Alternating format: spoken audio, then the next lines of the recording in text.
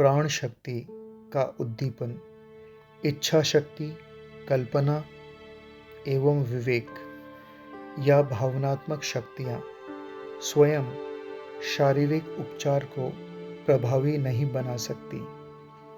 ये केवल विभिन्न कारकों के रूप में कार्य करती हैं, जो व्यक्तियों के भिन्न भिन्न स्वभावों के अनुसार किसी रोग का उपचार करने के लिए प्राण शक्ति को उत्तेजित कर सकते हैं।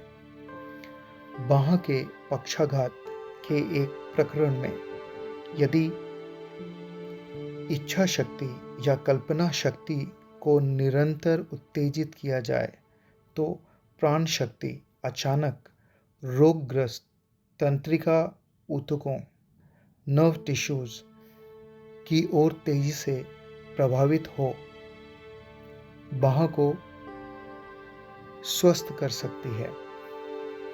प्रतिज्ञापनों की पुनरावृत्ति दृढ़ तथा निरंतर होनी चाहिए ताकि इच्छा शक्ति तथा विवेक या भावना की शक्ति इतनी पर्याप्त हो कि वह निष्क्रिय प्राण शक्ति को प्रेरित करके उसे पुनः स्वाभाविक वाहिकाओं में भेज सके। व्यक्ति को बारंबार नित्य गहन प्रयास के महत्व को कभी भी कम नहीं करना चाहिए। बीज को रोपने में सफलता 2 कारकों पर निर्भर करती है: बीज की शक्ति और मिट्टी की उपयुक्तता। इसी प्रकार रोग की चिकित्सा में अनिवार्य कारक है उपचारक की शक्ति तथा रोगी की ग्रहणशीलता। बल उससे बाहर निकल गया और तेरे विश्वास ने उसे स्वस्थ कर दिया। ऐसा बाइबल के कथन दिखाते हैं कि उपचार की शक्ति तथा बीमार व्यक्ति का विश्वास दोनों आवश्यक है। महान उपचारक ईश्वर प्राप्त महात्मा संयोग द्वारा नहीं अपितु सटीक ज्ञान द्वारा उपचार करते हैं।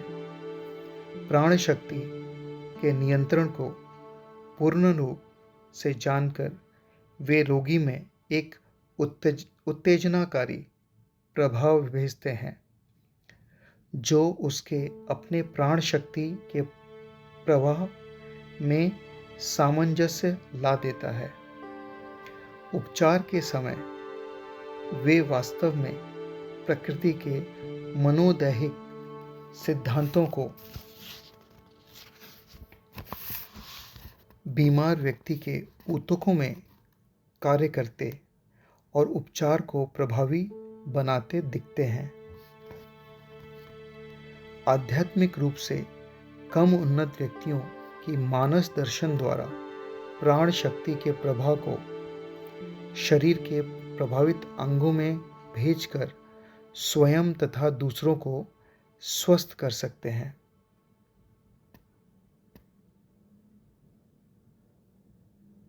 शारीरिक, मानसिक और आध्यात्मिक रोगों का तत्क्षण उपचार भी संभव है।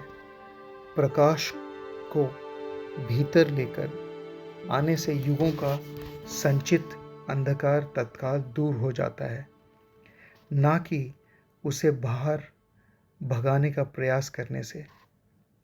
कोई यह बात नहीं बता सकता कि वह कब स्वस्थ हो जाएगा, इसलिए एक सटीक समय सीमा निर्धारित करने का प्रयास नहीं करना चाहिए। आस्था ना कि समय उपचार के प्रभावी होने को तय करेगा।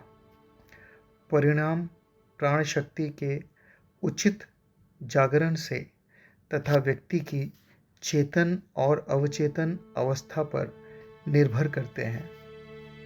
अविश्वास प्राण शक्ति को निष्क्रिय कर देता है और इस दिव्य चिकित्सक शरीर के निर्माता तथा निशांत राजमिस्त्री के सर्वोत्कृष्ट कार्य को रोक देता है।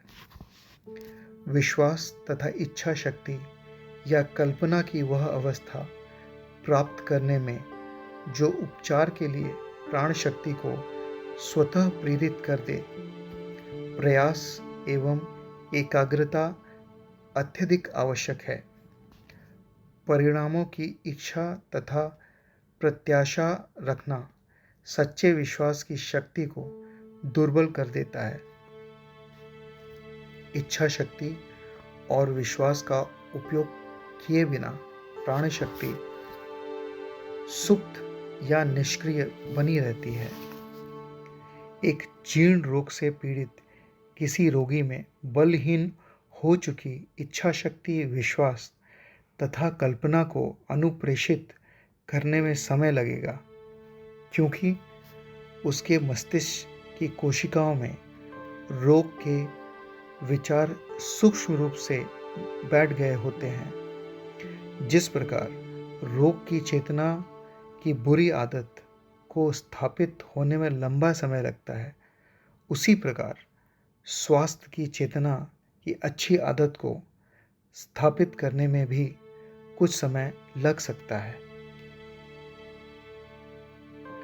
यदि आप यह प्रतिज्ञापन करते हैं कि मैं स्वस्थ हूँ, परंतु अपने मन की पृष्ठभूमि में यह विचार बनाए रखते हैं कि यह सत्य नहीं है, तो इसका प्रभाव ऐसा ही होगा जैसे मानो आपने एक उपयोगी औषधि का सेवन किया और उसके साथ ही उसे निष्प्रभावी बनाने वाली एक और औषधि का सेवन कर लिया। औषधि के रूप में विचार का प्रयोग करने में आपको सावधान रहना चाहिए कि आप सही विचारों को गलत विचारों द्वारा निष्प्रभावी नहीं बना रहे हैं।